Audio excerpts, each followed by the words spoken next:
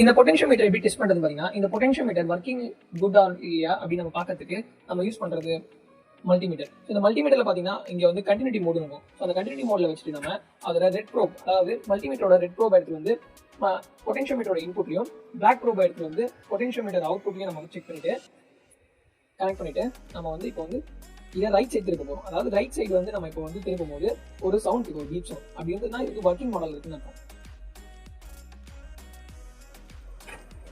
S கேக்குது, beep sound. அப்ப இது ஒர்க்கிங் மாடல் இருக்குன்னு அர்த்தம். சரி, நம்ம இன்னொரு டைப்ல நம்ம என்ன பண்ணலாம் பாத்தீங்கன்னா, இந்த ப்ரோபை, அதாவது இந்த வயர் எடுத்து வந்து லெஃப்ட் சைடு இன்புட்லையும், அதாவது கிரவுண்ட் டெர்மினல் நம்ம கொடுத்து நம்ம வந்து ஆப்போசிட் சைடு, அதாவது இங்க இருந்து இது ஆப்போசிட் சைட்லயும் நம்ம வந்து ரொட்டேட் பண்ணி அப்படியே பீப் சவுண்ட் கேட்கும். அப்ப லெஃப்ட் ரொட்டேஷன்லயும் நமக்கு வந்து இன்புட் கரெக்டா இருக்கு, ரைட் ரொட்டேஷன்லயும் இன்புட் கரெக்டா இருக்கு, நம்மளால வந்து ஈஸியா செக் பண்ணிக்க முடியும். ஸோ ஒரு பொட்டென்ஷியோமீட்டரை கொடுத்தா எப்படி நம்ம டெஸ்ட் பண்றது, அது ஒர்க்கிங்கா இல்லையா அப்படின்னு டெஸ்ட் பண்றது, இதுதான் ஈஸியான மெத்தட்.